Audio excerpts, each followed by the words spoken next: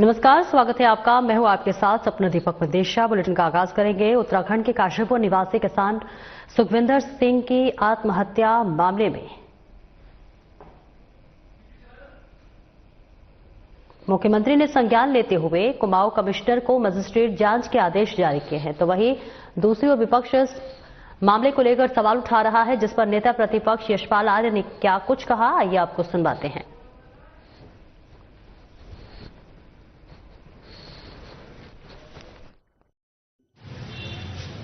नौजवान युवा किसान ने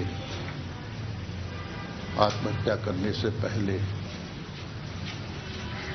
जो उन्होंने अपनी पीड़ा को, अपने दर्द को साझा किया है और उन्हें साफ तौर से कहा है कि उधमसिंह नगर के वरिष्ठ पुलिस अधीक्षक एसएसपी से लेकर थाना इंचार्ज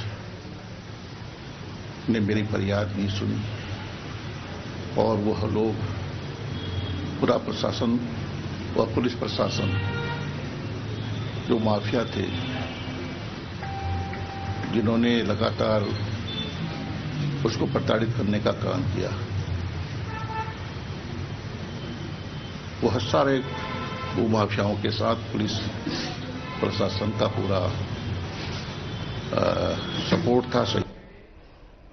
मुख्यमंत्री पुष्कर सिंह धामी ने बीती देर शाम नगला तराई रोड स्थित हर्षू इंक्लेव में सुमित गुंबर के आवास पर आयोजित सार्वजनिक लोहड़ी समारोह में प्रतिभाग किया। इस अवसर पर मुख्यमंत्री ने उपस्थित लोगों को लोहड़ी पर्व की बहुत बहुत बधाई और शुभकामनाएं दी। कार्यक्रम में मेयर दीपक बाले, विकास शर्मा, नगर पालिका अध्यक्ष रमेश चंद्र जोशी, दर्जा मंत्री उत्तम दत्त, ब्लॉक प्रमुख सरिता राणा, जिलाधिकारी नितिन सिंह भदौरिया, वरिष्ठ पुलिस अधीक्षक मणिकांत मिश्रा, बीसी जयकिशोर और इसके साथ ही मुख्य विकास अधिकारी दिवेश शासनी, अपर जिलाधिकारी पंकज उपाध्याय, अपर पुलिस अधीक्षक डॉक्टर उत्तम सिंह नेगी, सीएमओ डॉक्टर के अग्रवाल, उप जिलाधिकारी तुषार सैनी सहित कई गणमान्य लोग मौजूद रहे।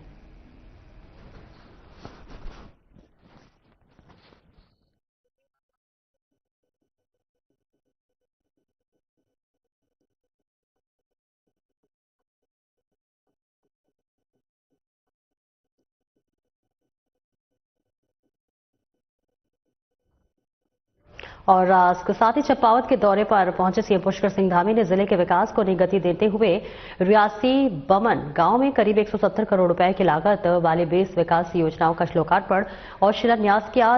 योजनाओं में मुख्य रूप से धार्मिक स्थलों का सौंदर्यीकरण, मोटर मार्गों का सुधार, पार्किंग विकास और सैनिक विश्राम गृह जैसे महत्वपूर्ण कार्य शामिल है। इस दौरान उन्होंने माता रनकोची मंदिर में पूजा अर्चना कर प्रदेश की खुशहाली की कामना की और जन संवाद के माध्यम से स्थानीय लोगों की समस्याएं सुनी।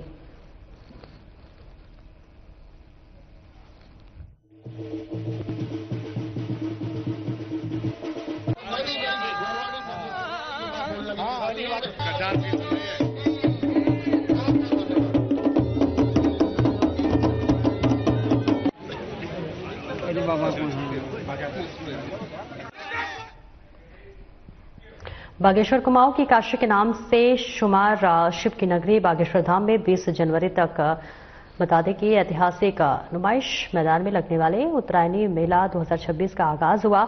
उत्तरायणी मेले के लिए बागेश्वर शहर व बागनाथ नगरी रंग बिरंगे तरीकों से सजाया गया। मुख्य जिला विकास मंत्री कैबिनेट मंत्री सौरभ बहुगुणा ने ऐतिहासिक धार्मिक पौराणिक उत्तरायणी मेले का विधिवत शुभारंभ किया।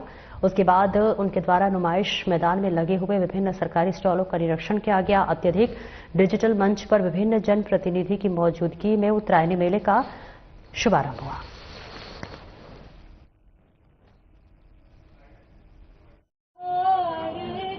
आधुनिकता चारों ओर बढ़ रही है। आज भौतिकवादी युग तेजी से हावी हो गया है, तब अपनी पहचान को बचाए रखना, उसको बनाए रखना और अगली पीढ़ियों को स्थानांतरित करते जाना, ये बहुत आवश्यक हो गया है। ऐसे समय में इस प्रकार के आयोजन अत्यंत महत्वपूर्ण हो जाते हैं। भाइयों बहनों, आदरणीय प्रधानमंत्री श्री नरेंद्र मोदी जी के यशस्वी नेतृत्व और दूरदर्शी मार्गदर्शन में आज भारत विकास के न केवल शिखर छू रहा है, बल्कि सनातन संस्कृति के गौरव को पुनः पूरे विश्व में स्थापित कर रहा है। उनका मंत्र सबका साथ, सबका विकास, सबका विश्वास और सबका प्रयास, इससे प्रेरणा लेकर हमारी सरकार भी देवभूमि उत्तराखंड को विकास का आदर्श मानदंड बनाने के लिए हम रात दिन कार्य कर रहे हैं। रात दिन सरकार काम कर रही है और जैसा आप सभी जानते हैं, ये खटीमा मेरे लिए केवल एक स्थान नहीं है, एक नगर नहीं है, एक विधानसभा मात्र नहीं है, बल्कि ये मेरा घर है।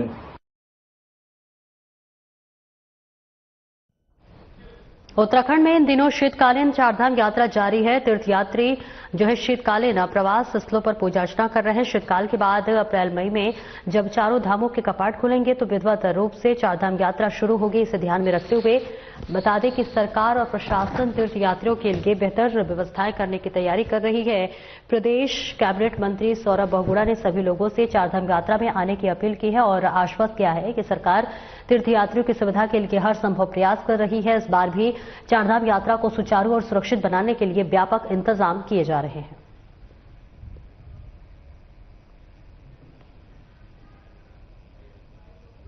नहीं, लगातार हमारी देखिए अभी यात्रा संपन्न हुई है, अच्छी यात्रा चली है। बहुत खराब मौसम के बाद आपको पता है बहुत टाइम ऐसा रहा जिसमें कि यात्रा बाधित रही आपदाओं के चक्कर में, लेकिन उसके बाद भी मैं धन्यवाद करूंगा समस्त अधिकारियों का, सारी एजेंसीज का, कि उन्होंने बहुत अच्छा काम किया है वहाँ पे लोगों की व्यवस्था करने में, सुगम यात्रा बनाने के लिए।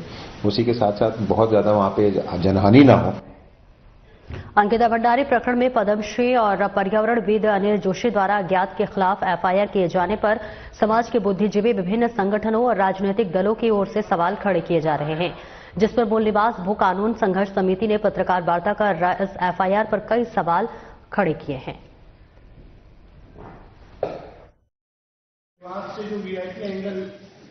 देखिए, जब अंकिता भंडारी के माता जी और पिताजी ने एक पत्र मुख्यमंत्री धामी जी को दिया था कि सीबीआई जांच हो अंकिता प्रकरण में, पूरे प्रकरण में, और उसमें जो निगरानी है सुप्रीम कोर्ट की जज की निगरानी में वो जांच हो, उसके बावजूद उस पत्र का संज्ञान न लेके मुख्यमंत्री धामी जी ने एक अचानक से एक व्यक्ति आते हैं, इस पूरे सीन में कूद जाते हैं, पर्यावरणविद अनिल जोशी जी, उनके एफआईआर का संज्ञान लेते हुए सीबीआई जांच करते हैं। हमें घोर आपत्ति है कि अनिल जोशी के द्वारा एफआईआर जो हुई है उसके बाद जो सीबीआई जांच हुई है, ये साफ साफ साजिश लगती है कि कहीं न कहीं अंकिता के माता पिता को इस जांच से दूर रखा जा रहा है। और अनिल जोशी जो पूरे प्रकरण में कहीं नहीं थे, ना अंकिता भंडारी के जो पूरा मुद्दा उठा था, ना तो पहले दिन से लेकर अभी तक अनिल जोशी जी का कोई बयान आया या अनिल जोशी जी ने इस पे कोई कार्य किया, और अचानक से वो आते हैं और एक एफआईआर दर्ज कराते हैं और उसका संज्ञान लेके उत्तराखंड में जो है सीबीआई जांच की संस्तुति दी जाती है। कि सरकार ने जो सीबीआई जांच की जो संस्तुति की है, क्या वो पूरे अंकिता भंडारी हत्याकांड प्रकरण की जब से ये शुरू हुआ है तब से लेके आज तक की है, या क्या ये सीबीआई जांच की जो संस्तुति है ये केवल ये जो अभी हाल फिलहाल में ये जो ऑडियो प्रकरण आया है और उस ऑडियो प्रकरण में जो नाम आया उसकी जांच है? तो हम चाहते हैं कि जो ये सीबीआई की जो जांच हो, ये जांच अंकिता भंडारी प्रकरण जब से वो ट्रैप हुई और तब से लेके और आज तक का पूरा घटनाक्रम का सीबीआई जांच। उत्तराखंड के बहुचर्चित अंकिता भंडारी हत्याकांड मामले में मुख्यमंत्री पुष्कर सिंह धामी ने सीबीआई जांच कराने की सिफारिश की थी और सीबीआई जांच की संस्तुति दे दी है। वहीं इस मामले में स्वामी दर्शन भारती और पर्यावरणविद अनिल जोशी की भूमिका को लेकर सवाल खड़े कर रहे हैं, जिस पर विपक्ष भी कई सवाल खड़े कर रहा है। पूर्व मुख्यमंत्री कांग्रेस के वरिष्ठ नेता हरीश रावत ने कहा कि जिस तरह की गतिविधि चल रही है इसमें सत्ता का खेल दिखाई दे रहा है। इस मामले में शुरू से ही सरकार संदेह के घेरे में रही है। साथ ही उन्होंने कहा है कि मैं स्वयं अंकिता भंडारी हत्याकांड मामले में लेकर दिल्ली राजघाट पर मौन रखूंगा।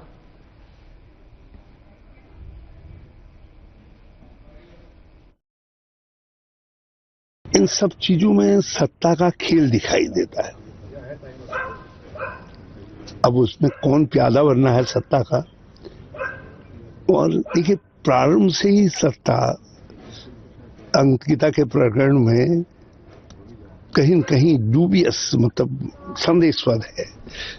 एफआईआर दर्ज करने में विलंब होता है, फिर बॉडी रिट्रीव करने में देर लगाई जाती है, उसके मोबाइल आदि नहीं मिलते हैं, सीसीटीवी कैमरे और वहाँ बुलडोजर चलता है, आग लगाई जाती है जहाँ बनता रिजॉर्ट है।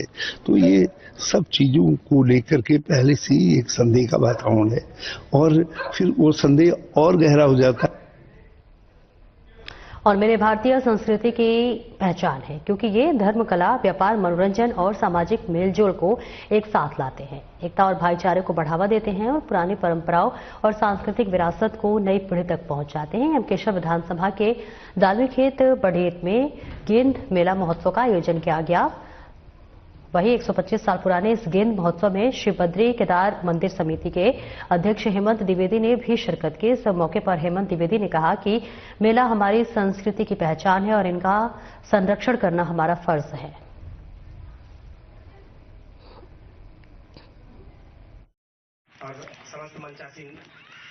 उत्तराखंड में विशेष रूप से जो हमारा पर्वतीय अंचल है उसमें मेलों को बहुत बड़ा महत्व है और एक मेले ही ऐसे थे जिन्होंने सबको एक सूत्र में पिरोने का काम किया है। सबको वर्ष भर में ये उत्तरायणी, जिस समय सूर्य भगवान दक्षिण से उत्तर की ओर आते हैं तो उस समय पूरे देश के अंदर जहाँ एक खुशहाली का वातावरण होता है, दक्षिण में जहाँ पोंगल के रूप में मनाते हैं और पंजाब में लोहड़ी के नाम से जाना जाता है और उत्तराखंड के अंदर कौतिक और उत्तरायणी और तमाम स्थानीय स्तर पर जैसे कि इस यमकेश्वर क्षेत्र के अंदर एक गिंदी का मेला जो है ये बहुत ही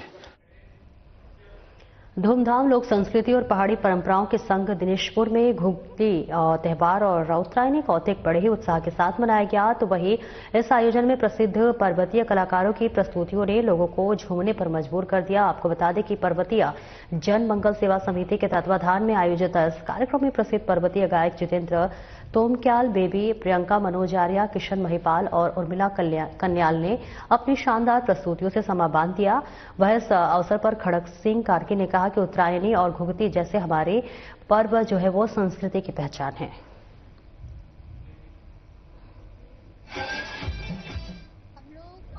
बाहर नेशनल, इंटरनेशनल सब जगह शो कर चुके हैं और जो जनवरी के महीने में उत्तरायणी कौतिक हमारे उत्तराखंड का लोक पर्व है, तो मेन उद्देश्य ये कि घुघुतिया त्यार जिसे बोलते हैं, तो वही हम एक उसको प्रमोट करते हैं कि हमारे पहाड़ में आज के दिन जो कि 13 तारीख को घुघुतिया त्यार बनता है, तो वही यहाँ पे कार्यक्रम चल रहा है और हम लोग अपनी बोली, अपनी भाषा, अपने गीतों के माध्यम से इसका प्रचार करते हैं, अपनी संस्कृति को बचाते हैं। पर्वतीय जनमंगल सेवा समिति दिनेशपुर, जिसके तत्वाधान में पिछले लगातार 9 वर्षों से प्रत्येक वर्ष यहाँ उत्तरायणी कौतिक का पर्व मनाया जाता है और जिसके माध्यम से इस पूरे उत्तराखंड की संस्कृति की झलक हम सबको देखने को मिलती है।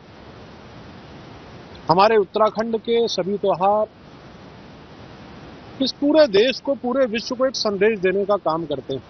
चाहे हम उत्तरायणी की बात करें, चाहे हम हरेला की बात करें, चाहे हम फूलदेवी की बात करें।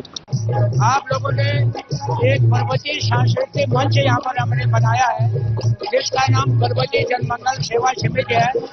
विगत 9 साल से हम लगातार ये कार्यक्रम यहाँ पर कर रहे हैं।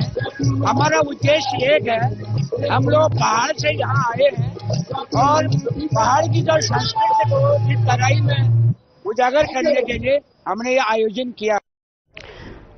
और आगे बढ़ेंगे। उत्तराखंड कांग्रेस में टैलेंट हंट के जरिए वक्ताओं और सोशल मीडिया कार्यकर्ताओं की खोज की जा रही है। ये कार्यक्रम कांग्रेस पार्टी की ओर से राष्ट्रीय स्तर पर चलाया जा रहा है, जिसका उद्देश्य पार्टी के लिए प्रभावशाली प्रवक्ता और सोशल मीडिया टीम तैयार करना है। जिस पर और जानकारी देते हुए उत्तराखंड कांग्रेस के प्रदेश प्रवक्ता शिषपाल सिंह बिष्ट ने बताया कि इस टैलेंट हंट के माध्यम से पार्टी को नए और सक्षम युवाओं को अवसर देने की उम्मीद है।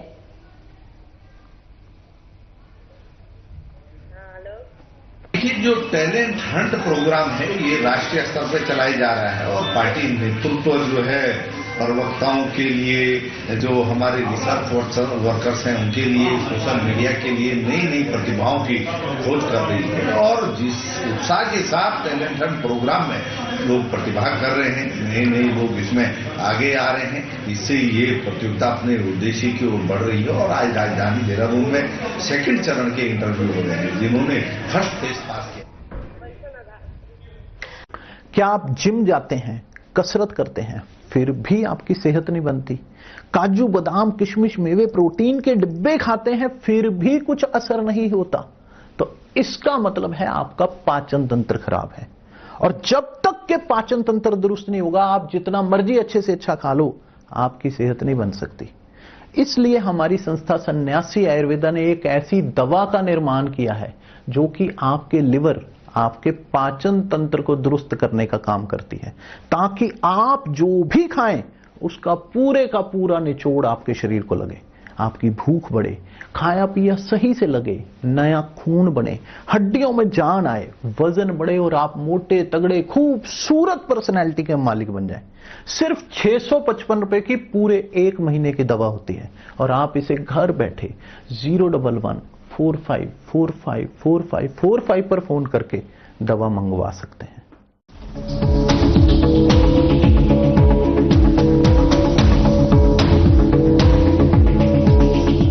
महिला कांग्रेस प्रदेश अध्यक्ष ज्योति रौतेला के नेतृत्व में कांग्रेस की महिला कार्यकर्ताओं ने गिरधारी लाल साहू के खिलाफ प्राथमिकी दर्ज कराने की मांग को लेकर डालनवाला थाने में जोरदार प्रदर्शन किया, लेकिन प्रदर्शन का श्रेय देर शाम पहुंचे हरीश रावत को चल गया। आपको बता दें कि देर शाम डालनवाला थाने में पूर्व मुख्यमंत्री हरीश रावत पहुंचकर आंदोलन की कमान को संभालते हुए पुलिस पर एफआईआर दर्ज कराने का दबाव डालने लगे। वहीं धर्मपुर विधायक विनोद चमोली ने कहा कि हरीश रावत पर कुछ बोलना व्यर्थ है, क्योंकि वे अत्यंत निचले स्तर पर उतर आते हैं और अपने पद और गरिमा का भी ख्याल नहीं रखते हैं।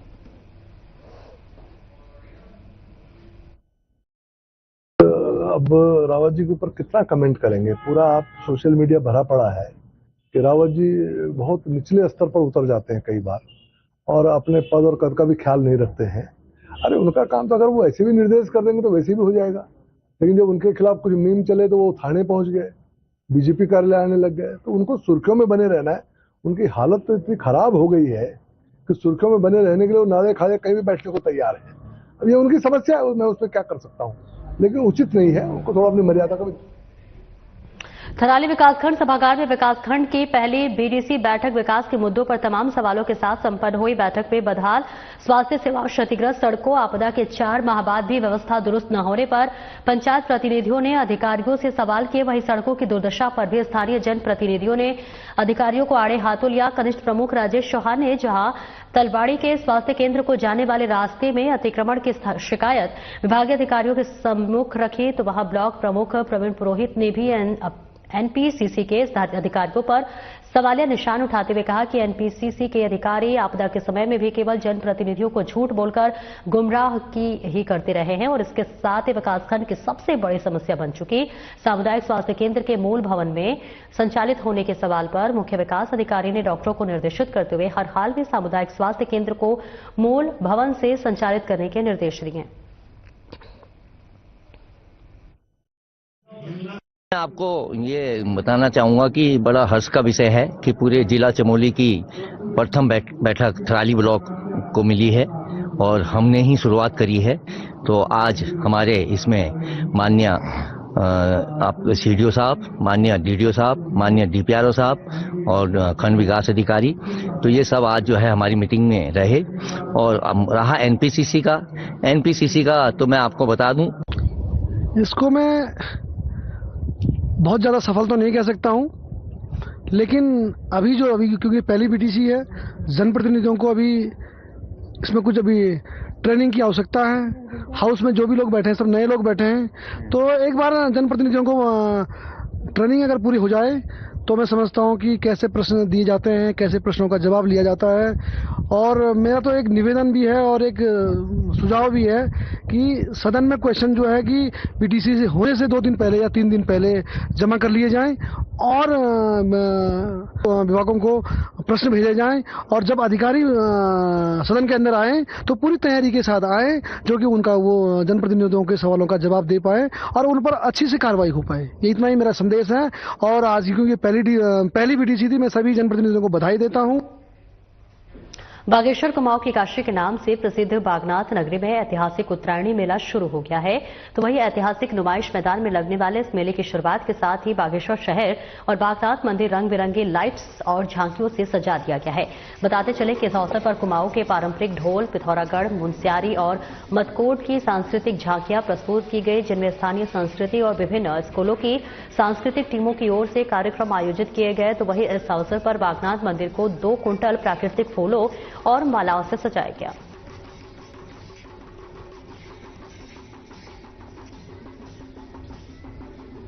देखिए, उत्तरायणी मेला 2026 का आज आगाज हुआ है। आज हमने अभी यहाँ पर तहसील परिसर से हमारे सभी जनप्रतिनिधि, सभी अधिकारीगणों ने हरी झंडी दिखाकर झांकी को रवाना किया है।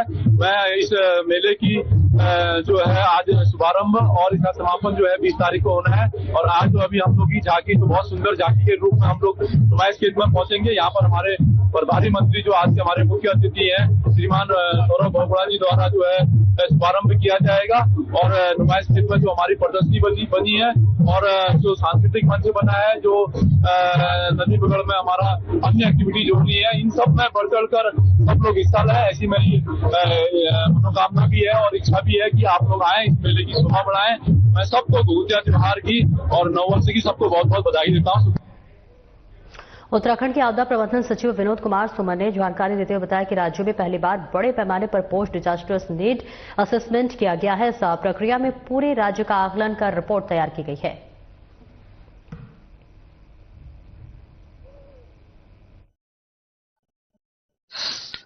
पीडीए उत्तराखंड में पहली बार इतने बड़े पैमाने पर हुआ है और देश में ये पहला ऐसा अवसर है जब हमने पूरे राज्य का पीडीए ने एक साथ किया है। राज्य ने अपने बल पे किया है और पूरा पीडीए ने करने के बाद हमने 31 दिसंबर 2025 को एनडीएमए को और भारत सरकार को रिपोर्ट भेज दिया है। इसमें कुल जो डैमेजेस हमने बताए हैं 3792 करोड़, लॉसेज हमारे हैं 312 करोड़ और 10,000 करोड़ रुपए का हमने जो हमें जो क्षति हुई है उसकी भरपाई के लिए। खटीमा के उपजिलाधिकारी तुषार सैनी ने अवैध मिट्टी खनन में लिप्त मिट्टी से भरी हुई 2 ट्रैक्टर ट्रॉलियों को सीज कर दिया है। आपको बता दें कि खटीमा तहसील क्षेत्र के ग्राम गिधौरदिया क्षेत्र में स्थित नदी से अवैध मिट्टी खनन की सूचना पर उपजिलाधिकारी तुषार सैनी ने राजस्व विभाग की टीम के साथ मौके पर पहुंचकर छापेमार कार्रवाई की, जिस पर जानकारी देते हुए एसडीएम तुषार सैनी ने बताया कि मिट्टी खनन की लगातार मिल रही शिकायत के आधार पर छापेमारी की गई है।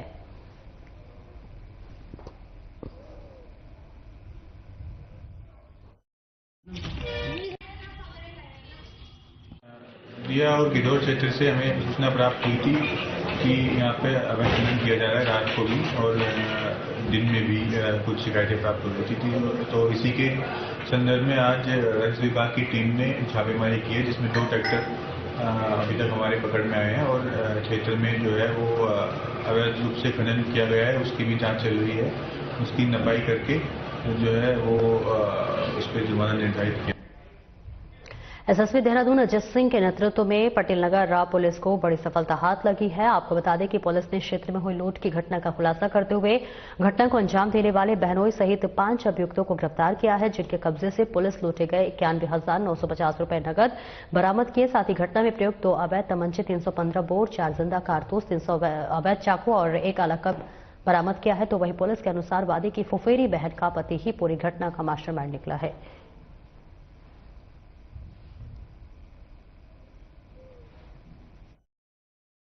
श्री सराफत जी के द्वारा जो है 9 जनवरी को पुलिस को सूचना दी गई थी कि उनके यहाँ रात्रि में 4 अज्ञात लोग घर में घुस गए थे, जब उनके परिजन वहाँ थे और वहाँ पर डरा धमकाकर तमंचे के बल पर और चाकू के बल पर उनके घर में लूटपाट करी और 1 लाख रुपए जो उन्होंने कहीं से लिए थे वो 1 लाख रुपए लेकर और कुछ घर की ज्वेलरी लेकर फरार हो गए।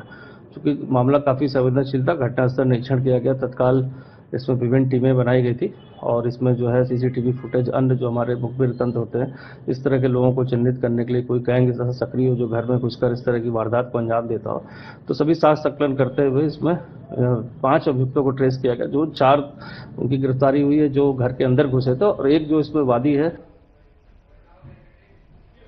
अपर पुलिस अधीक्षक चंद्र मोहन सिंह ने लोगों से साइबर ठगों से सावधान रहने की अपील की है। एसपी ने कहा है कि ऑनलाइन धोखाधड़ी और साइबर अपराध बढ़ रहे हैं, जिनमें लोग पैसे गंवाते हैं और मानसिक रूप से परेशान होते हैं, इसलिए जागरूक रहें, किसी भी संदिग्ध लिंक पर क्लिक न करें। साथ ही उन्होंने कहा है कि अपनी व्यक्तिगत जानकारी साझा न करें और किसी भी धोखाधड़ी होने पर तुरंत साइबर हेल्पलाइन पर रिपोर्ट दर्ज करें।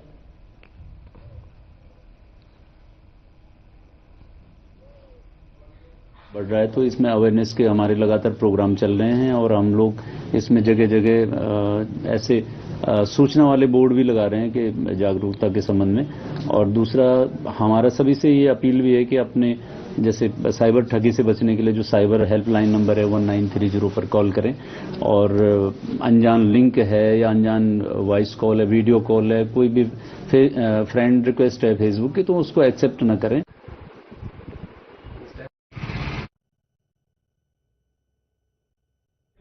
दून अस्पताल के चिकित्सा अधीक्षक डॉक्टर रविंद्र सिंह बिष्ट ने जानकारी देते हुए बताया है कि आभा आईडी केंद्र सरकार की एक बेहद इनोवेटिव पहल है, जिसका उद्देश्य मरीजों के मेडिकल डेटा को डिजिटल रूप से सुरक्षित और सुव्यवस्थित करना है। उन्होंने कहा है कि आभा आईडी के जरिए मरीज का रजिस्ट्रेशन होगा और उसका पूरा मेडिकल रिकॉर्ड उसी आईडी से लिंक रहेगा, जिसको बार बार पर्चा बनवाने या कागजात संभालने की जरूरत नहीं पड़ेगी।